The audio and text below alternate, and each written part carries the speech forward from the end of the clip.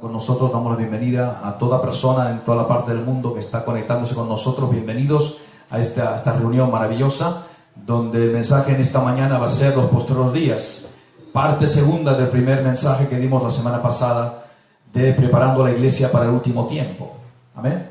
¿Recuerda usted cómo empezamos el mensaje la semana pasada? ¿Verdad que sí? Porque tiene muy buena memoria, usted se acuerda muy bien, los que estaban aquí se acuerdan de que empezamos por el Evangelio según San Mateo capítulo 24. Amén. Donde el Señor Jesucristo les dice a los apóstoles, y eso es el inicio del mensaje posterior, un mensaje profético, que ese lugar maravilloso que estaban presentándole los apóstoles, el templo en Jerusalén, mira maestro, mira qué maravillosas piedras, mira qué maravilloso lugar. Y quedaron totalmente sorprendidos cuando el Señor Jesucristo les dijo: ¿ven ustedes todo esto? Sí, sí, maestro, sí. Pues no va a quedar piedra sobre piedra que no sea derribada. Y eso quedó completamente conmocionó a los apóstoles, porque pensaron: bueno, ¿qué va a pasar con nosotros? ¿Qué va a pasar con nuestra adoración? ¿Qué va a pasar con nuestro pueblo? Señor, ¿cómo que esto que ha costado tantos años construirlo, con tanto esfuerzo, que es una de las grandes maravillas de la tierra y un lugar de adoración al nombre del Señor, cómo que esto va a desaparecer? ¿Cómo que esto va a caer? O sea, pero ellos quedaron callados. Jesús siguió adelante, él no se paró, siguió andando. Fue después que estaban en otro lugar, que estaban tan inquietos que ellos preguntaron al Señor: ¿cuándo serán estas cosas? ¿Cuándo serán estas cosas? ¿Y qué señal habrá de tu venida y del fin del siglo? Estaban inquietos. Ahora es importante, yo les dije a ustedes la semana pasada, que todos nosotros como seres humanos debemos conocer la generación en la que estamos viviendo, debemos saber el tiempo en el que estamos viviendo, y tenemos que conocer cuál es nuestro tiempo. Quizás una de las cosas más importantes que nos toca a nosotros como hijos de Dios es saber el tiempo en el que estamos viviendo. Y estamos viendo en los postreros días, pero dentro de los postreros días, lo último de los postreros días. Y tenemos que saber lo que dice la palabra de Dios con respecto a estos postreros días y cuáles son las características de los postreros días, y saber cada uno de nosotros el tiempo que está viviendo y si Jesús viene ya o va a tardar en venir aún. Ahora, lo que estamos creyendo por las Sagradas Escrituras es que Jesús está por regresar. ¿Cuándo? En cualquier momento. ¿Puede regresar cuándo? En cualquier momento. Es posible a lo mejor que Él regrese cuando yo estoy predicando, o que regrese esta tarde, o regrese esta noche, o regrese mañana, o cualquier momento puede regresar. Amén. Ahora, tenemos las Escrituras como la base profética de todo lo que dice la palabra de Dios con respecto al fin. Y hay diferentes etapas que las Escrituras nos presentan con respecto a los últimos días y al fin de todas las cosas. Y no podemos entender cuando dice el fin como el fin del mundo. O sea, hay un fin, hay otro fin y hay el fin definitivo. O sea, hay diferentes etapas del fin. Ahora estamos en la primera etapa del fin. O sea, cuando Jesús va a regresar a tomar a su iglesia. O sea, lo que viene ahora dentro del fin, del primer fin, ¿ok?, es el arrebatamiento de la iglesia de Cristo de la tierra. Esta es una venida invisible. O sea, la gente no va a ver esa venida. Va a ser una venida invisible. Cuando Jesús va a sonar la trompeta, dice la palabra de Dios, y que va a haber una resurrección de los santos en Dios, y la iglesia que le está esperando, la iglesia que está preparada, los hijos de Dios que estamos preparados y esperando su venida, vamos a ser tomados para estar con el Señor.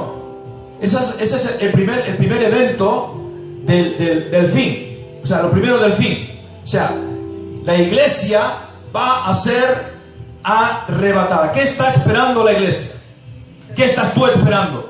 ¿Qué yo estoy esperando? Yo no estoy esperando la muerte. Yo no estoy esperando que haya un cataclismo como los profetas científicos están hablando con respecto a que si vendrá un cometa y tocará la Tierra y esas cosas vendrán, todas esas cosas van a venir, van a pasar. Pero ahora no va a venir un cataclismo en el sentido de que la tercera parte de la humanidad va a morir. No, eso vendrá después.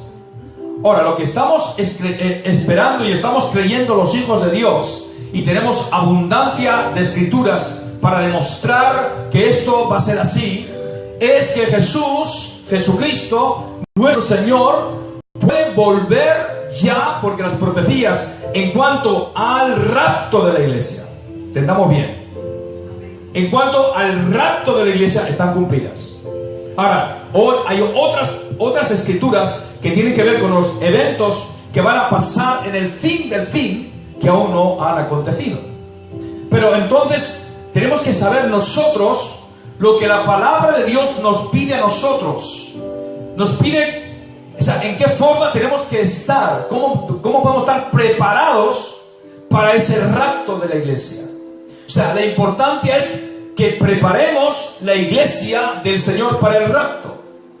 Porque cuando la iglesia del Señor sea raptada, la escritura, la Biblia dice que estaremos 7 años celebrando lo que la Biblia llama las bodas del Cordero, donde 7 años la iglesia va a estar con Jesús, celebrando una boda maravillosa con Él. Amén. Por en esos lugares celestiales maravillosos que Él está preparando. Amén. Ya muchos han visto esos lugares, ya muchos han visto esas mesas, ya muchos han visto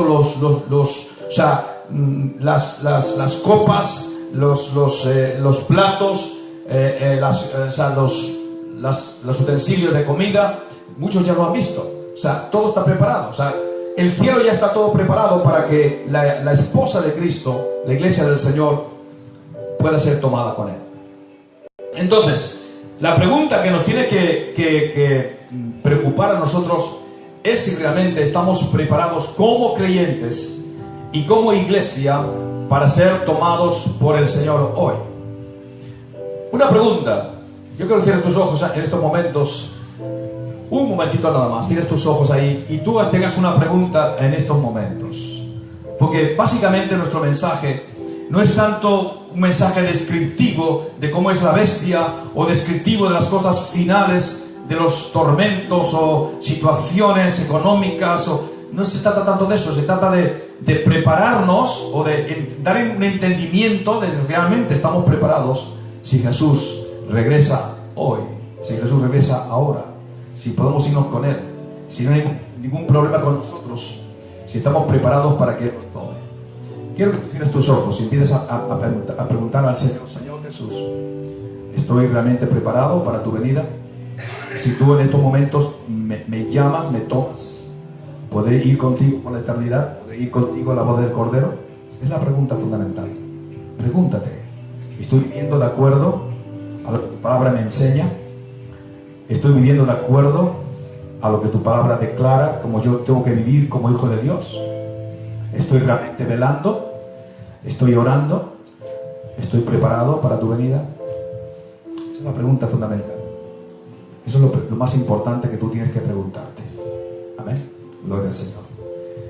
Y si la respuesta del Señor contigo, o puede haber una duda en ti, algo que dice: no estás preparado. Si yo tengo que buscarte, puedo buscar a tu mujer, puedo buscar a tu hijo, puedo buscar a tu vecino, tu hermano, pero a ti no te puedo llevar, porque hay cosas que están en tu vida que no están bien.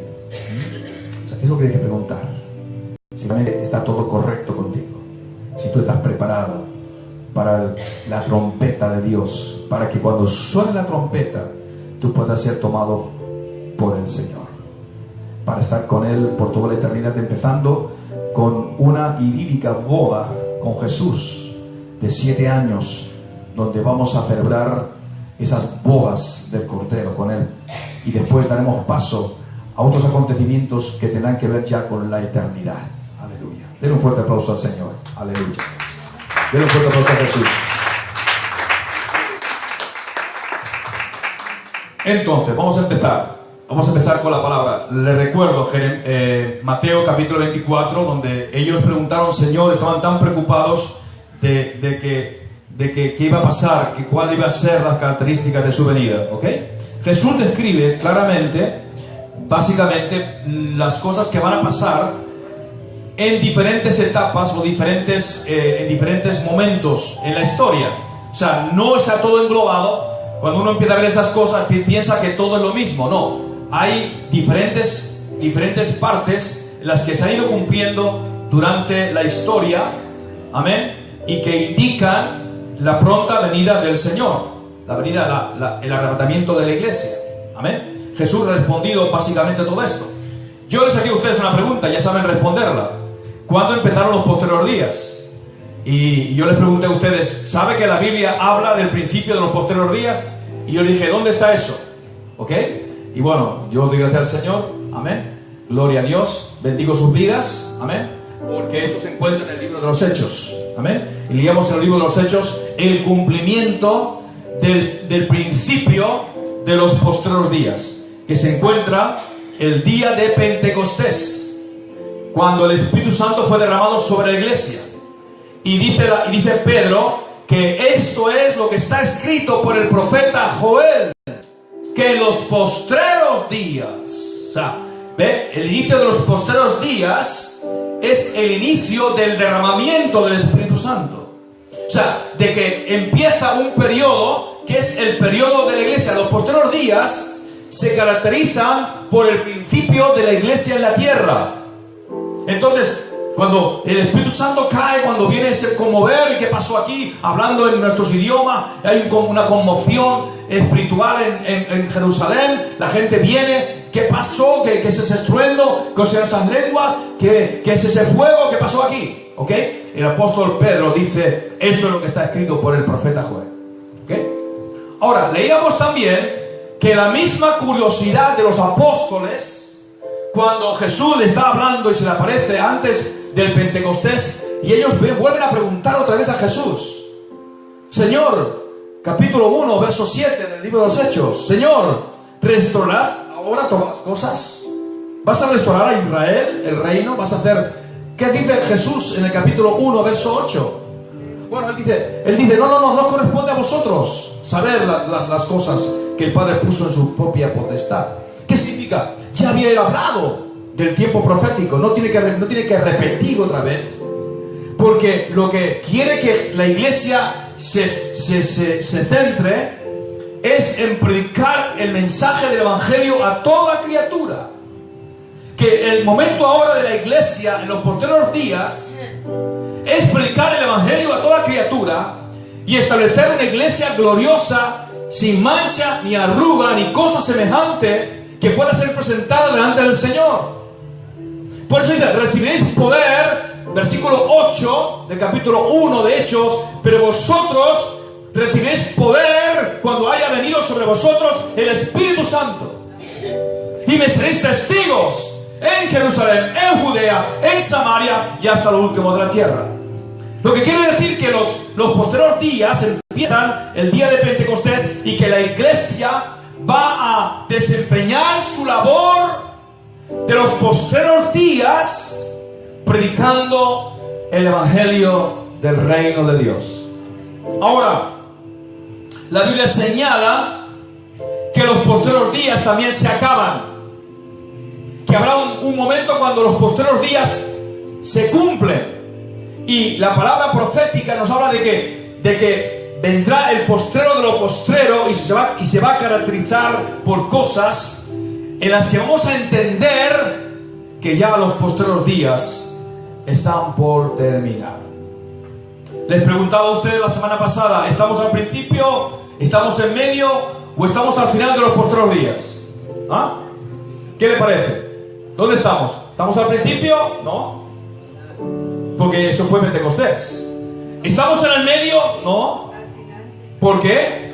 Porque hay muchas profecías de las que habla aquí la palabra que ya se cumplieron. Entonces, ¿dónde estamos? Estamos en el final del final. ¿Por qué decimos que estamos en el final del final? Porque la Biblia claramente nos indica estas cosas. Le voy a decir una cosa importante, ya le dije la semana pasada, puedo repetirla, para las personas que quizás no escucharon este mensaje. que la Biblia nos habla claramente de todas las cosas. No hay que ir a otro libro, no hay que ir a otro lugar para saber qué es el fin. No hay que ir a otro libro para saber cuál es la voluntad de Dios. En la Biblia está todo descrito perfectamente para conocer y saber en el tiempo que estamos viviendo. Amén. Entonces, ¿cuáles son las características del postrer de los tiempos? Bueno, vamos a empezar leyendo, y ya empezamos a leer, que fue casi terminando el mensaje, en 2 Timoteo capítulo 3. Venga conmigo a 2 Timoteo capítulo 3.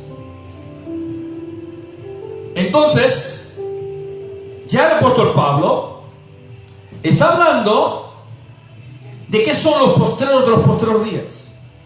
Porque indudablemente que él estaba viviendo en el postrer día. Él estaba viviendo en los postreros días. Entonces, ¿por qué él emplea y en los postreros días?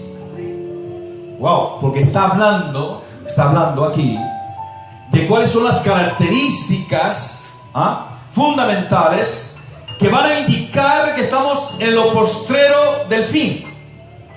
¿Y cuál va a ser una de las señales que va a indicar que estamos en lo postrero de lo postrero y a punto de que los postreros días se acaban? Bueno, aquí lo tenemos en la palabra. Tenemos muchas escrituras que tienen que ver con las características que nos indican que estamos ya en el fin de los postreros días.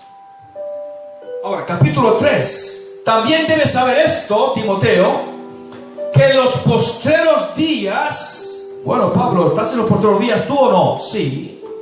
Pero está indicando en los postreros días de los postreros, del fin de los postreros días. Vendrán tiempos peligrosos. ¿Ve? Decíamos un poco de el engaño que se está fraguando, que va a envolver a toda la humanidad. Quiere decir que hay peligro. O sea, esos días serán días delicados, peligrosos. ¿Por qué serán días peligrosos? Quizás es porque habrá más armamento. Quizás porque tenemos un potencial armamentístico más grande. Sí, es verdad. Tenemos la bomba atómica. Incluso una bomba que es más terrible que la bomba atómica. Se llama la bomba de Satán, aún más terrible que la bomba atómica. Pero ¿Pablo está refiriéndose a la bomba atómica? ¿Pablo se está refiriendo a los tanques? ¿Pablo se está refiriendo a la capacidad del hombre para destruir? No se está refiriendo a nada de eso. O sea, ¿está hablando de peligro en el sentido de que va a haber más violencia en las calles? Claro, todo eso va a venir. Pero no se está refiriendo a nada de eso. No que las calles van a ser más violentas, aunque indudablemente el mundo se ha convertido mucho más violento. Es verdad. ¿Okay? Pero cuando tiene que ver con los días peligrosos, tiene que ver con días engañosos, con días de engaño, con días en los que la gente será engañada. ¿Me está escuchando? O sea, cuando la gente está en una nube de engaño, o sea, se está moviendo en una, vamos a decirlo de esta forma, una incertidumbre. ¿Me está escuchando?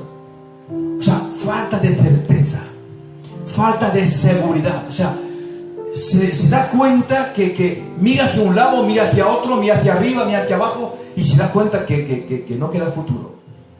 Si vamos a preguntar a los jóvenes hoy día, y usted pregunta a los jóvenes, ¿cuál es tu futuro? ¿Qué crees tú en el futuro?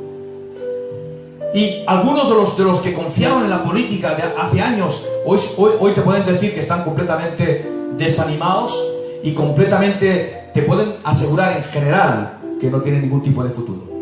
¿Por qué crees que el nivel de alcohol entre adolescentes, y más abajo de los adolescentes, quizás ya a muchachos, a niños, porque una persona de 12 años ya no es adolescente. Adolescentes estamos considerando 14, 15 años, 16 años. Pero tenemos la estadística de que los muchachos de 12, 13 años están consumiendo alcohol y se están emborrachando. Ahora, ¿por qué el aumento de la drogadicción y por qué el aumento del alcoholismo? ¿Por qué? Porque básicamente el mundo ha perdido la esperanza. Porque el mundo ha perdido el futuro. Porque el mundo ya no cree en un futuro. O sea, no sabe, no tiene idea. O sea, no cree en el futuro. creen que, bueno, lo que está por delante, mi futuro es este drink que voy a tomarme ahora. Mi futuro es esta Coca-Cola con ginebra que voy a tomarme ahora. No tienen futuro. Porque están viviendo en una completa incertidumbre. Una incertidumbre global. Una incertidumbre mundial. Por eso dice que son tiempos peligrosos. Ahora, que yo sepa, en la historia no encontramos un relieve de muchachos que a los 12 años se emborrachen. O sea, esto es completamente desconocido en la historia pasada. Ni tan siquiera en el siglo pasado tenemos evidencia de que estas cosas pasaran, de que los muchachos, o sea, jóvenes, tuvieran acceso libremente a emborracharse cada fin de semana. ¿Me está escuchando? Esto quiere decir que ciertas cosas en la naturaleza humana han cambiado. Muchas cosas han cambiado. O sea, por eso, al notar estas cosas, esta situación en la humanidad, nos damos cuenta que realmente estamos viviendo en tiempos peligrosos, ¿no? O sea, una de las características de este último tiempo, de lo postrero del tiempo, es que son tiempos peligrosos. Ahora, ¿por qué son tiempos peligrosos? Son tiempos peligrosos porque se ha negado la verdad. Se han negado los valores morales. O sea, ya no se cree los 10 mandamientos. Ya no se cree un Dios moral. O sea, los establecimientos morales en los que los hombres creyeron por muchos años, el aspecto moral en la humanidad, el aspecto importante del matrimonio, el aspecto importante de saber que hay que cuidar a la esposa, hay que cuidar al esposo, o que normalmente el matrimonio es la base de la familia. Ya hoy no es así. Ya no se cree hoy que la familia, o sea, que el matrimonio sea base de la familia. ¿Me está escuchando? O sea, ya no, esos valores se han perdido. O sea, es impensable en el siglo pasado que dos hombres pudieran casarse. ¿Me está escuchando? Es impensable en el siglo pasado, claro, indudablemente en algún lugar muy escondido, o que siempre había todas esas cosas malsanas, homosexualidad, lesbianismo y tal, pero muy escondido, porque era muy vergonzoso. Cuando yo recuerdo cuando una muchacha quedaba embarazada el siglo pasado, eso era una tragedia antes de casarse. O sea, era maldita, era una hija desleal, era algo terrible. ¿Está escuchando? Hoy día no hay problema. Los papás no tienen problema de que venga el novio con la novia a acostarse en su propia casa. Lo ven normal. ¿Está escuchando? Porque son tiempos peligrosos. Son tiempos peligrosos porque ya no se cree la moral. No se creen los mandamientos. No se cree un Dios moral, en un Dios que va a juzgar. Ya ni tan siquiera se cree en Dios. Ya la idea de Dios para muchos ya es una cosa que es leyenda, es tiempo del pasado. ¿Está escuchando? Cuando el asunto moral ya ha quedado relegado, y cuando ya los gobiernos están aprobando el casamiento entre hombres y mujeres, y escuche, y pronto con animales. ¿Me está escuchando? Pronto con animales, donde es normal que alguien se case con una perra o con un perro. ¿Está escuchando? Está pasando eso ya, ¿okay?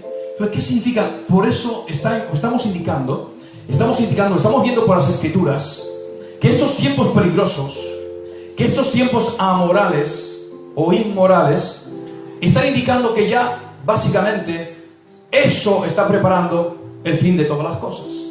No es que Dios quiera el fin de nada, no es que Dios quiera traer juicio a nadie, pero la propia gente se está buscando su propio juicio. Vamos a seguir leyendo.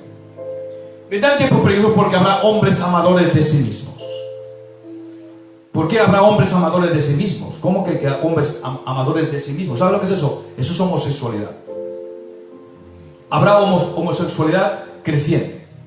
Porque el hombre que se ama a sí mismo significa que él tiene que Él es su propia ley. Y Él puede hacer lo que le antoje, lo que quiera. Puede acostarse con una mujer, puede acostarse con un hombre, o puede acostarse con un perro. Porque se ama a sí mismo. ¿Me entienden? Él es Dios. Él es el que decide. O sea, Él tiene su propia ley. ¿Ah? ¿Está escuchando? No está sujeto a ninguna ley. Yo mismo creo mi propia ley. Yo mismo creo, o sea, la ley que me conviene.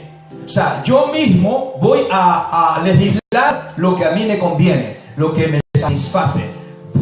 Por eso, dice que amadores de sí mismos significa, o sea, que nosotros, básicamente, hacemos nuestras propias leyes, ¿ok? En conformidad a nuestros deseos. ¿Me está escuchando? Por eso encontramos en los políticos, muchos políticos homosexuales, y muchos políticos están del lado de las leyes gays y homosexuales, porque ellos mismos son gays y son homosexuales, porque ellos son amadores de sí mismos. O sea, ellos se quieren a sí mismos, es decir, que ellos se han endiosado. O sea, otra expresión es el endiosamiento de la carne. O sea, el hacer la carne Dios. El hacer la carne el objeto primero y final de todas las cosas. O sea, lo que me importa soy yo. Lo que me importa es mi propio placer. Lo que me importa es que yo esté feliz. Me importa un pito lo demás, con tal de que yo sea feliz. ¿Me está escuchando? ¿Ah?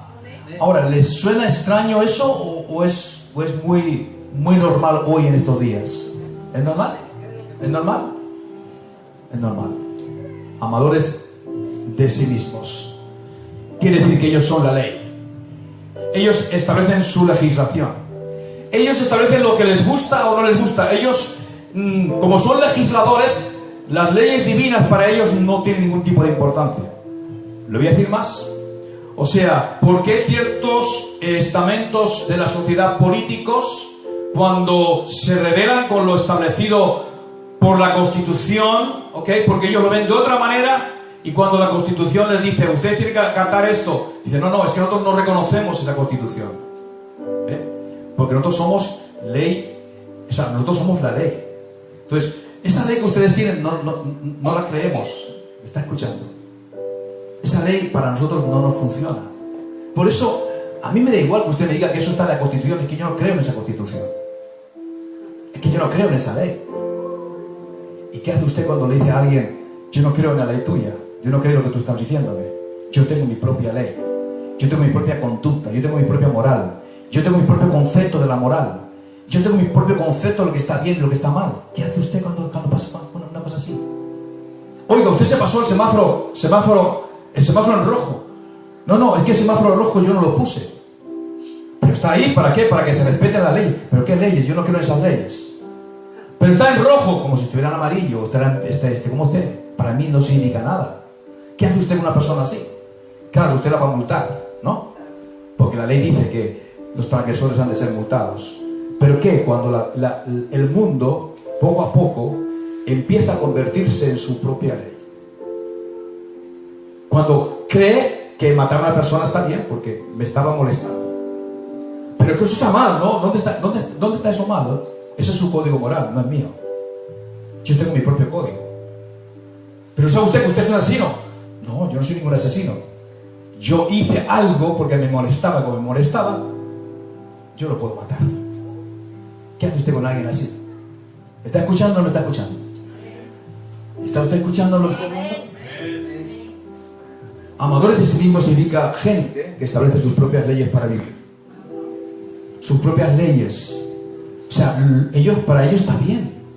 O sea, por favor, usted, eso no lo haga porque eso es corrupción. No, ¿cómo que corrupción? Es que a mí me interesa ese dinero. Pero eso está mal.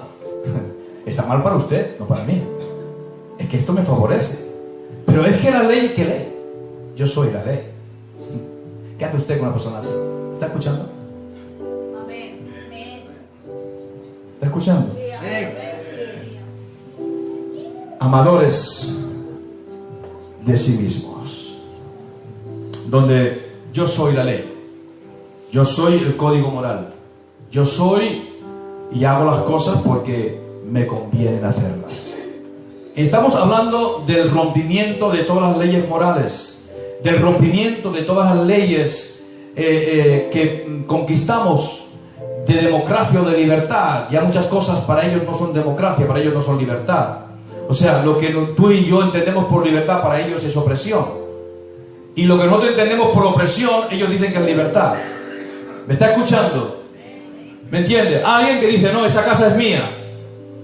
¿Cómo que esa casa es mía? ¿Usted no hizo nada? ¿Usted no pagó? ¿Usted no trabajó para eso? ¿Ni pagó nada? No, pero como tengo necesidad de entrar en esa casa, pego una patada en la puerta, me meto dentro y esa es mi casa. ¿Ok? ¿Sí? ¿Sí? ¿Está pasando o no está pasando eso? ¿No? No, esta tierra me gusta. Esta tierra me gusta. Como esta tierra me gusta, me voy a meter en la tierra. Luego echarlo de la tierra. Y cuando le dices, oye, ¿por qué está usted en esta tierra? Porque me ha gustado, simplemente me gusta y me voy a quedar aquí. Pero usted no... ¿Dónde está la escritura? No, yo no creo nada de eso. ¿Me está escuchando?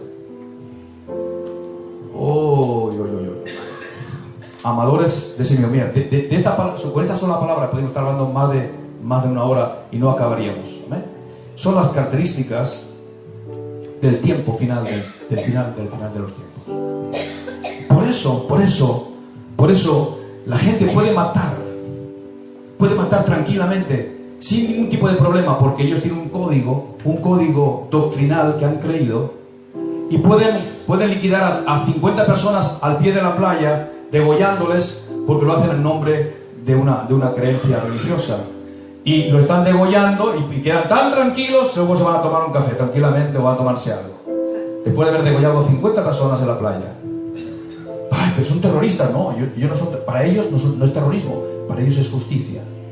Para ellos es simplemente cumplir unas leyes que ellos han inventado o han creído o han aceptado. Llámese como sea. ¿Me está escuchando?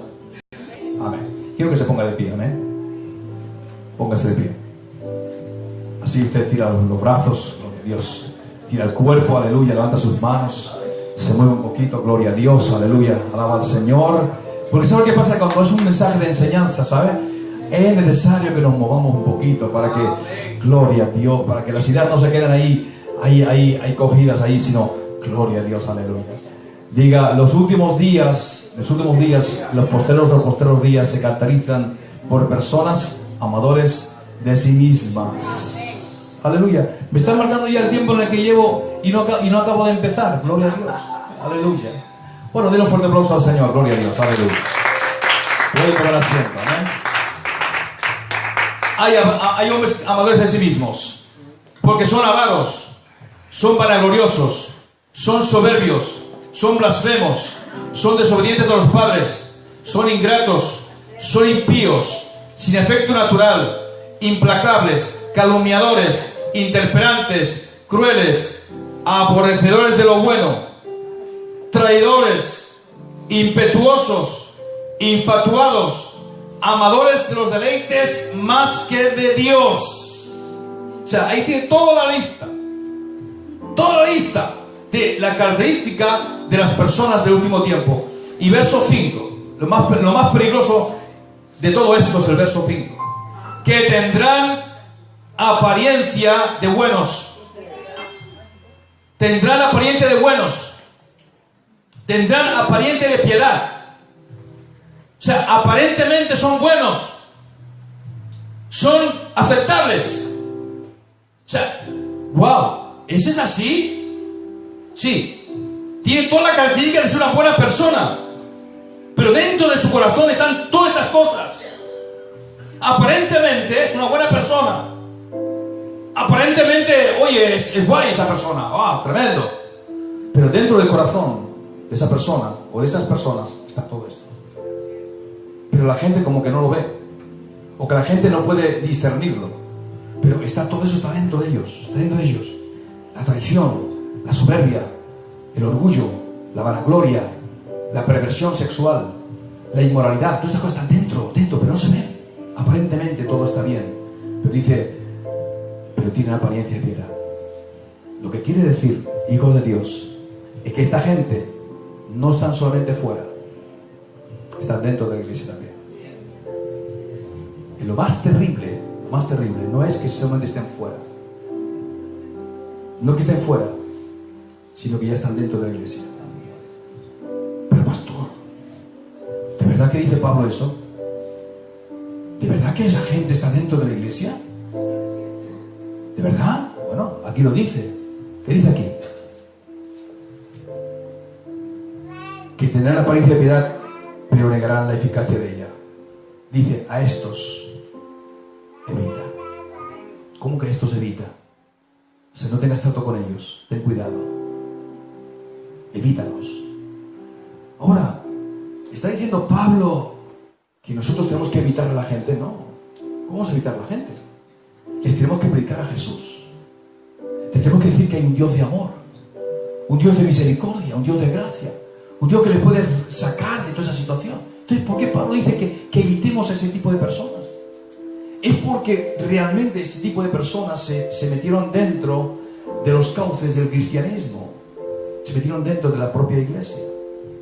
Y encontramos en la propia iglesia personas de estas características que ya se metieron dentro.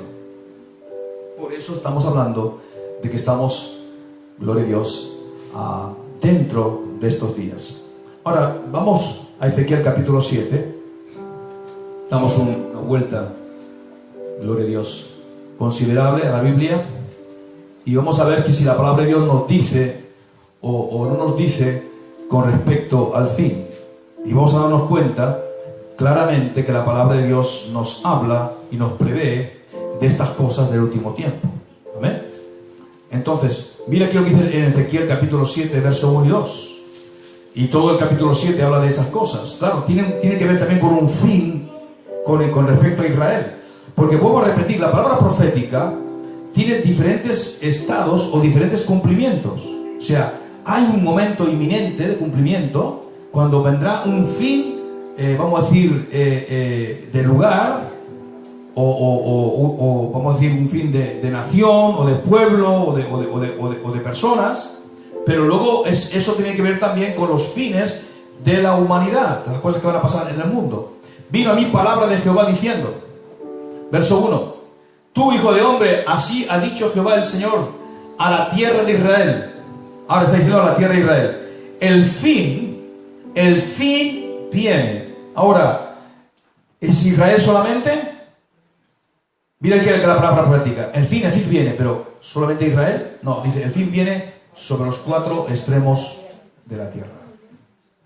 O sea, acuérdate, te estoy diciendo que el fin viene sobre los 4 cantones o extremos de la tierra. El fin viene. Ahora, hay un fin también nacional.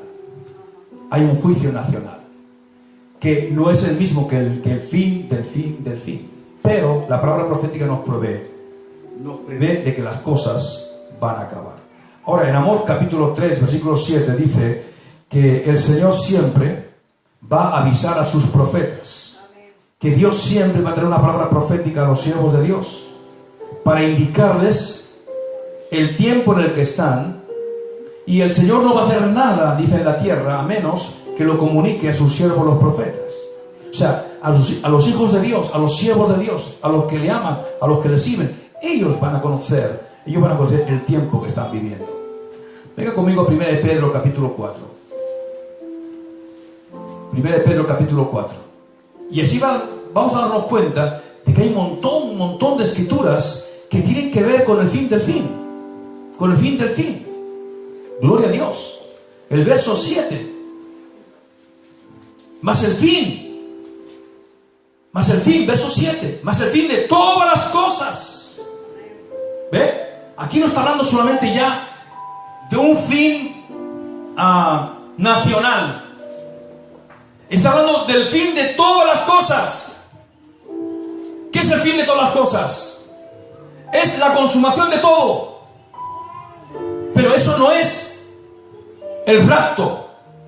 El rapto está dentro, pero no está refiriéndose al rapto, está refiriéndose al fin de todas las cosas.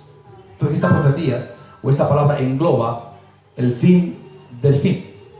Ahora, si Pedro está diciendo eso, dice, el fin de todas las cosas se acerca.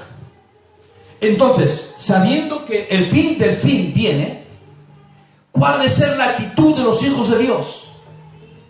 ¿Cómo debemos estar nosotros, sabiendo que el fin del fin viene?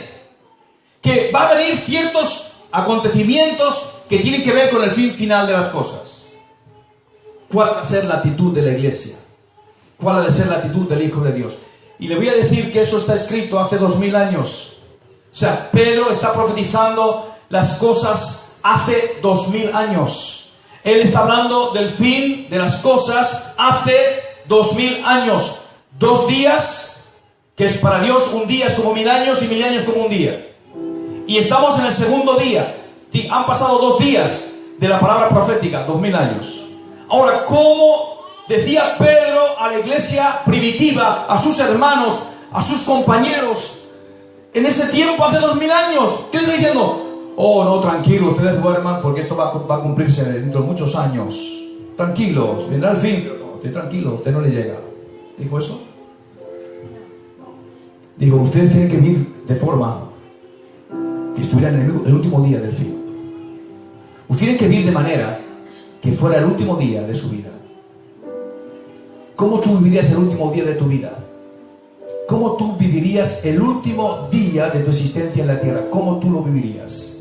Si tú sabes que ese día tú vas a partir de este mundo a la eternidad, ¿cómo tú vas a vivir el último día?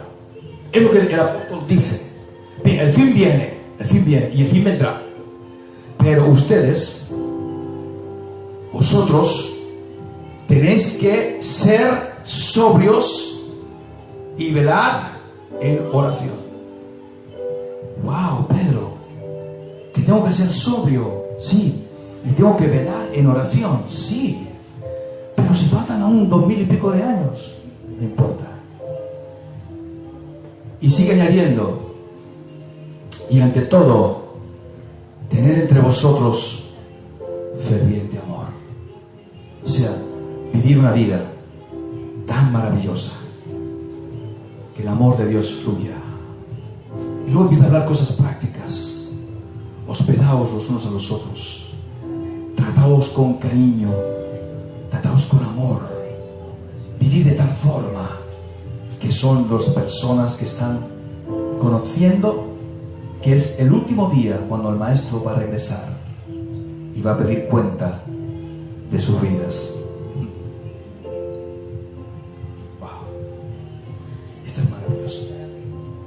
Hijos de Dios, por una parte tenemos el carácter de los postreros días, de los hombres impíos, de gente con apariencia de piedad, con gente muy mala. Pero por otra parte tenemos la iglesia del Señor. ¿Qué se dice de la iglesia del Señor? ¿Cuál es la actitud de la iglesia del Señor en este último tiempo? Ha de ser la actitud de orar y de velar. Los cultos más maravillosos de la iglesia hoy, los más concurridos, son los cultos de oración. No me tiene piedras ahora. Pastor, te estoy diciendo eso de verdad. Porque si Pedro está diciendo que solo la oración y el velar en oración es lo más importante que podemos hacer en el último tiempo, y faltan 2000 y pico de años antes de que esto se cumpla, y ya Él está diciendo, oren y velen, sean sobrios, busquen al Señor, prepárense. Entonces, después de 2 días, ¿qué ha de ser la actitud del Hijo de Dios? Ahora venga conmigo a 2 de Pedro capítulo 3. 2 de Pedro capítulo 3 y verso 3. Ahora vuelve a repetir otro aspecto diferente, y aquí sigue hablando, ¿ok?, de las cosas que van a venir, aleluya, en los postreros días, o en el final de los postreros días. ¿Sabiendo primero esto? Que en los postreros días, ahora no dice el tiempo del fin, ¿ve? Ha cambiado la palabra. Aquí no está hablando del fin, sino el fin de los postreros días. ¿Me está escuchando? Por eso hay que distinguir cuando la Escritura habla del fin, o cuando la Escritura habla del fin de los postreros días. Y aquí Pedro ahora está hablando del fin de los postreros días. En los postreros días vendrán burladores, andando según sus propias concupiscencias, diciendo dónde está la promesa de su advenimiento, porque desde el día en que los padres durmieron, todas las cosas permanecen así como desde el principio de la creación. Estos ignoran voluntariamente que en el tiempo antiguo fueron hechos por la palabra de Dios los cielos y también la tierra, que proviene del agua y por el agua subsiste. Por lo cual el mundo de entonces pereció en agua, pero los cielos y la tierra que existen ahora, tiempo presente, están reservados por la misma palabra, guardados para el fuego en el día del juicio final. ¿Ve? Está colocando diferentes etapas del tiempo, los posteriores tiempos, el postrer tiempo del fin y el fin de todas las cosas, que será el día del juicio y de la perdición de los hombres impíos. ¿Qué nos está dando la palabra de Dios? La palabra de Dios dice que el fin de las cosas va a acontecer y que estas cosas vendrán y que estas cosas, aleluya, van a acontecer. Mas, oh amados, verso 8, no ignoréis esto, que para con el Señor un día es como 1000 años y 1000 años como un día.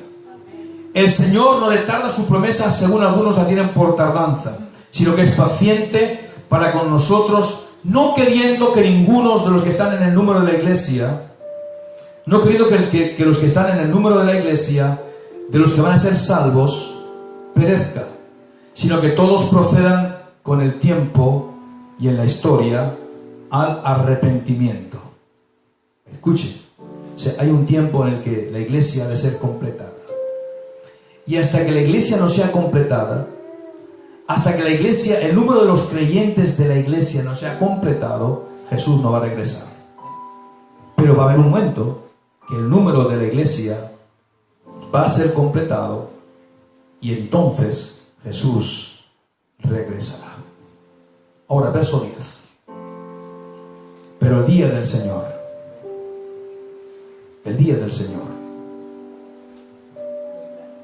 ¿esos son los posteriores días? No.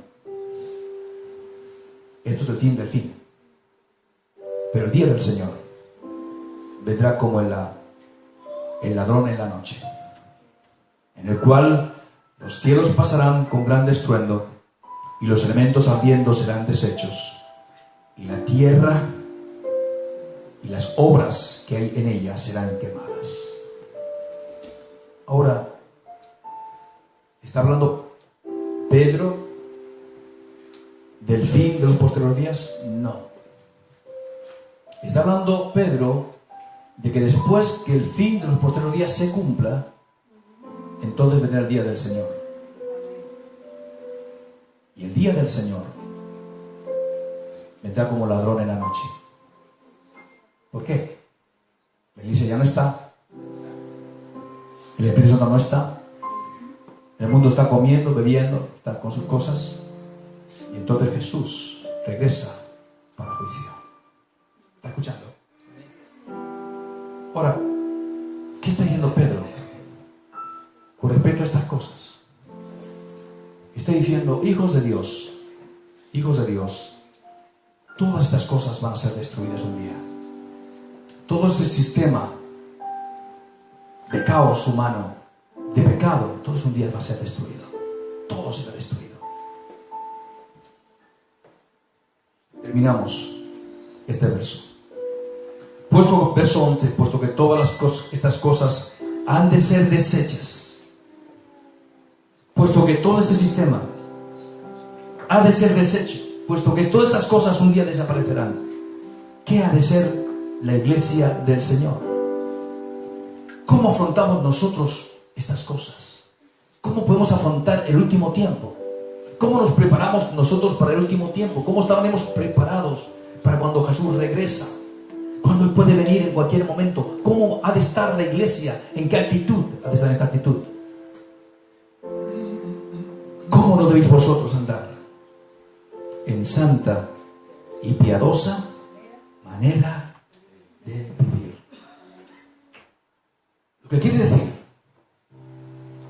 que la iglesia que está esperando a Jesús, que el creyente que está esperando a Jesús, vive una vida piadosa. ¿Qué es una vida piadosa? Una vida santa, una vida verdadera, Porque hoy día, cuando hablamos de justicia y de santidad, cuando hablamos de apartarse del pecado, se nos tilda de iglesias religiosas. Cuando hablamos de la verdad de la palabra, de la importancia de vivir en santidad, de la importancia de vivir en justicia, de la importancia de andar correctamente en los testimonios de la palabra de Dios y en la ley del Señor, en los mandamientos del Señor, se nos dice que somos una iglesia religiosa. Yo lo he escuchado muchas veces. Tú puedes vivir en el pecado. Tú puedes acostarte con una mujer impía y al día siguiente venir a tocar la guitarra a la iglesia. ¿Me está escuchando o no? Tú puedes vivir, tú puedes estar el viernes en la discoteca y el domingo por la mañana cantando en el coro. O sea, tú puedes vivir de cualquier manera, relajado, porque Jesús no me condena. ¿Okay? Porque con tal digo, Señor, perdóname, sabe que soy débil. La chica estaba bastante en buenas condiciones, ¿no? No pude resistir, ¿no? Pero al día siguiente vas, te pones la camiseta y te vas a la calle a predicar el evangelio. Pero todo está bien. Ayer estuve fornicando, ¿pasa algo? No, tranquilo, ponte la camiseta, vete a predicar. Pero que ayer estuve fornicando, no pasa nada. Hoy es el día de ir a predicar. Así que ponte la camiseta y sal a predicar. Bueno, yo te voy a decir una cosa importante. Si deshonramos la palabra de Dios, seremos deshonrados. Porque Dios va a honrar su palabra. Y Dios no tiene nada que ver con la impiedad. Recuerde los hijos de un sumo sacerdote en el Antiguo Testamento, ¿okay? A los que le llegó la hora, que se acostaban con las mujeres en el templo, que vivían impíamente, ¿okay? Son los hijos de Elí. ¿Recuerdan? El propio Elí fue juzgado. ¿Sabes por qué? Porque Dios le dijo, ¿sabes por qué te juzgo? Porque tú no has sido capaz de juzgar a tus hijos y has permitido la maldad en mi santuario. Pero hoy día, cuando hablas de pecado, la gente dice, no, eso está bien, no es tan importante. O sea, es un relajamiento de la moral cristiana. Es que la palabra de Dios no dice lo que quiere decir. O sea, que yo puedo interpretar la palabra de Dios como yo quiero. ¿Sabes que eso también es amarte a ti mismo? Y hacer tus propias leyes y crear otro evangelio y crear otra Biblia, crear otro concepto de fe. Y sin embargo hay muchos llamados cristianos que están viviendo esa vida tranquilamente porque Jesús no me condena. Bueno, yo sé que Jesús te condena cuando tú has pedido perdón por tus pecados y vives una vida en relación con la humildad, con la verdad y con la palabra de verdad. Amén. O sea, pero no vengas a decirme que Dios va a tolerar el pecado. Dios no va a tolerar el pecado. No va a tolerar la mentira, no va a tolerar la fornicación, no va a tolerar la maldad. ¿Está escuchando? Pero hoy día se ha creado un evangelio a la medida de mis interpretaciones de lo que es el evangelio. ¿Está escuchando? Por lo tanto, hoy día lo que necesitamos es saber lo que las Sagradas Escrituras nos presentan del fin. ¿Amén? Y dice la palabra, puesto que estas cosas van a ser destruidas. Dice, ¿cómo no debéis vosotros andar en santa y piadosa manera de vivir? O sea, santa y piadosa manera de vivir. Gloria al Señor. Aleluya. 1 Corintios capítulo 15 y versos 51 a 54. Estamos terminando ya. Quede tranquilo, gloria a Dios. Pero queremos que la palabra de Dios sea la que se establezca para nuestra dirección y nuestra bendición. Y aquí están las Escrituras. Aquí están las Escrituras. Gloria a Dios, que nos llevan básicamente a amar la verdad y a vivir de acuerdo a lo que la palabra de Dios nos enseña. Porque es la palabra de Dios la que nos va a juzgar un día. Jesús dijo, yo no voy a juzgarles, la palabra que yo les he predicado, la palabra que yo les he hablado, ella les juzgará. O sea, entonces no seremos juzgados por nuestros propios conceptos, sino por lo que la palabra de Dios nos dice. Ahora, en el capítulo 15, versos 51 a 54 dice: y aquí os digo un misterio, no todos dormiremos, pero todos seremos transformados. En un momento, en un abrir y cerrar de ojos, a la final trompeta, porque se tocará la trompeta, y los muertos serán resucitados incorruptibles, y nosotros seremos transformados. O sea, la palabra de Dios dice que nosotros que estamos esperando la venida del Señor seremos transformados. Porque es necesario, verso 53, que esto corruptible se vista de incorrupción y esto mortal se vista de inmortalidad. Verso 54. Y cuando esto corruptible se haya vestido de incorrupción y esto mortal se haya vestido de inmortalidad, entonces se cumplirá la palabra que está escrita: sorbida es la muerte en victoria. ¿Dónde está, oh muerte, tu aguijón? ¿Dónde, oh sepulcro, tu victoria? Destruida fue la muerte. Aleluya. Gloria al Señor. Y nosotros somos la iglesia del Señor. 1 Tesalonicenses 4:13. Para que sea la palabra de Dios la que nos enseñe y nos dirija en lo que estamos hablando con respecto a los últimos días, lo último de lo último que estamos viviendo. Y este es el tiempo que estamos viviendo, lo último de lo último, antes de que Jesús regrese. Gloria al Señor. Dice aquí en 1 Tesalonicenses 4:13: tampoco queremos, hermanos, que ignoréis acerca de los que duermen, para que no tengáis tristeza como los otros que no tienen esperanza. Porque si creemos que Jesús murió y resucitó, así también traerá Dios con Jesús a los que durmieron en él. Por lo cual os decimos esto en palabra del Señor, que nosotros que vivimos, que habremos quedado hasta la venida del Señor, o sea, la primera venida, hasta la venida del Señor, no precedemos a los que durmieron, porque el Señor mismo, con voz de mando, con voz de arcángel y con trompeta de Dios, descenderá del cielo, y los muertos en Cristo resucitarán primero.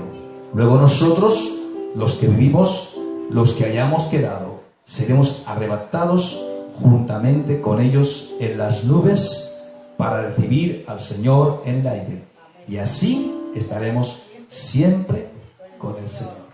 Por lo tanto, alentaos los unos a los otros con estas palabras. Dije muy poquito, pero pasó la hora. Dije muy poco. Aleluya. Quiero que te pongas de pie. Gloria al Señor. Y que examines todo lo que la palabra de Dios en esta mañana te ha estado diciendo a ti personalmente como hijo de Dios. Y piensa una cosa, hijo de Dios, que el Señor viene a buscarnos y que tenemos que andar, como dice la palabra de Dios, en mansedumbre, en amor, en humildad y en santidad.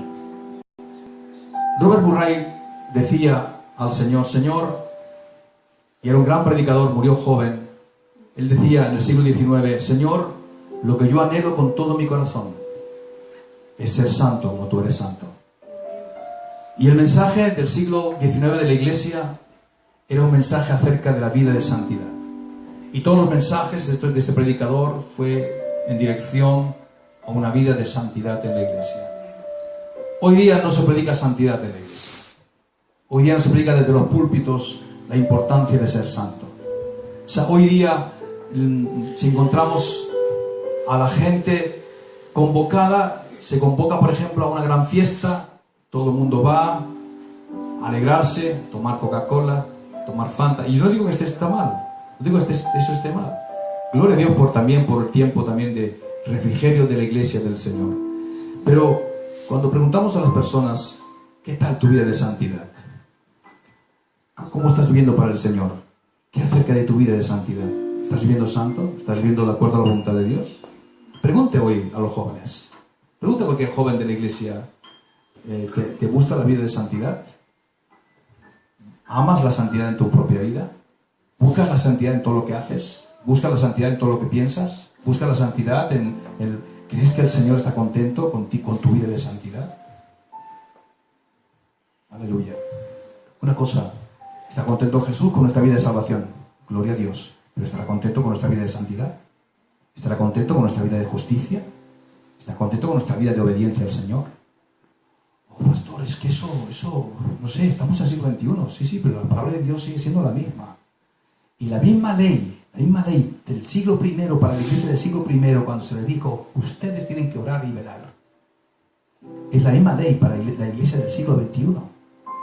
Y si la iglesia no entiende la importancia de buscar a Dios, de la importancia de santificarse, la importancia de vivir en santidad, o sea, la mujer es guardar su correcto, o sea, las que no son casadas, su correcta virginidad, que vayan vírgenes al matrimonio, que es importante. Los hombres guardarse vírgenes al matrimonio, importante. ¿Okay? Vivir una vida correcta, apartarse de la fornicación, de la inmundicia. No puede ser que los novios estén fornicando. ¿Okay? Que luego vengan a la iglesia a cantar, como si nada pasara. ¿Okay?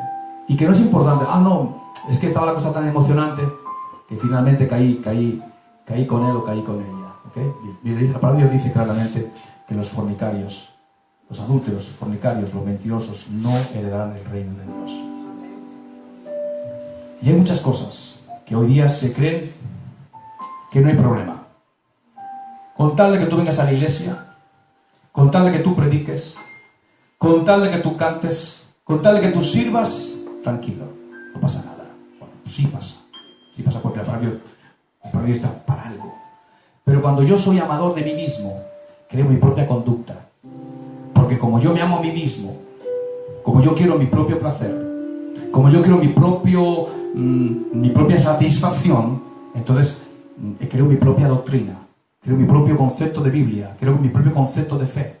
Y como yo creo mi concepto de fe, puedo andar tranquilo porque mi conciencia no me acusa. Claro, el problema es que tu conciencia ya está completamente envanecida y está adormecida y no puede sentir. Va tu mano, Señor. Yo doy gracias al Señor porque cuando me operaron esta pierna, me pusieron la inyección que me adormeció. Pero yo lo que no quiero es una conciencia adormecida que no siente nada. Yo puedo mentir, yo puedo hacer cualquier cosa y mi conciencia no me rehuye porque la tengo dormida. Lo que tienes que huir de una conciencia dormida. Y este mensaje no es un mensaje condenatorio, es un mensaje para despertar la iglesia en este último tiempo.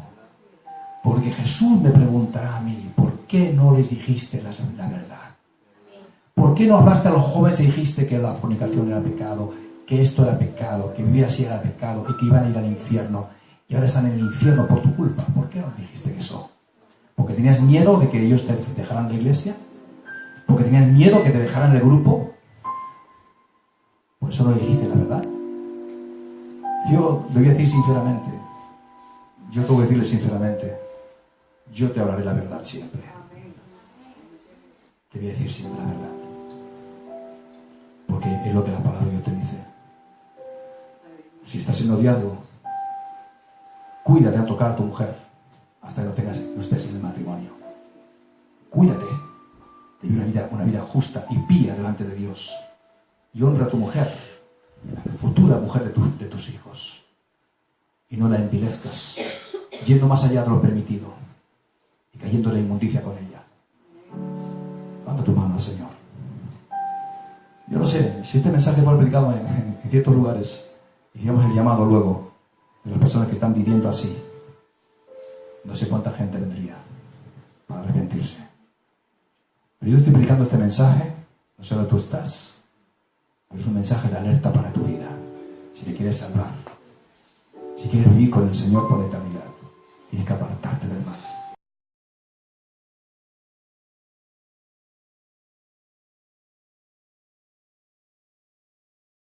de tu vida delante del Señor. Y este es el mensaje que la iglesia necesita hoy. Un mensaje de santidad. Los jóvenes tienen un mensaje de santidad.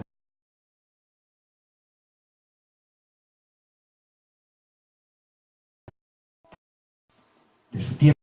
Y que no vio en vidas de Dios teniendo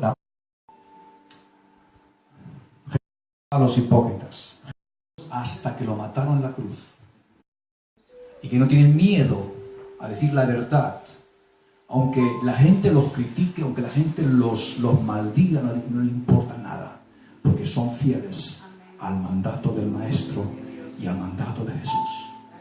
Sin santidad ninguno verá al Señor. Hijo de Dios, vive la vida en santidad. Pregunta al Señor qué es ser santo. Pregunta al Señor cómo es vivir una vida de acuerdo a la palabra de Dios, de acuerdo a la voluntad de Dios, de acuerdo al Evangelio de Jesús, de acuerdo a todo lo que la Escritura dice. Y el Espíritu Santo te va a ayudar. El Espíritu Santo te va a bendecir. El Señor Jesucristo te va a ayudar en tus debilidades, porque Él no vino a condenar. Ahora tampoco te va a condenar, pero te va a alertar. Porque si caíste en algún tipo de pecado de esas características, es tiempo hoy de que te arrepientas, de que busques al Señor, de que te entregues completamente al Señor. Le digas: Señor, hasta ahora he vivido una vida completamente equivocada, completamente errada. Señor, no sabía que era tan grave la situación mía, no sabía que era tan grave como yo estaba, pero hoy me arrepiento ante ti. Te pido perdón, Señor. Te pido que tú me ayudes, Espíritu Santo, para vivir una vida de acuerdo a tu voluntad, de acuerdo a tu palabra, porque yo quiero estar preparado cuando suene la trompeta. No quiero ser dejado aquí, quiero irme contigo para la vida. Amén. Levanta tu mano al Señor en esta mañana, en este día. Ahí donde estás.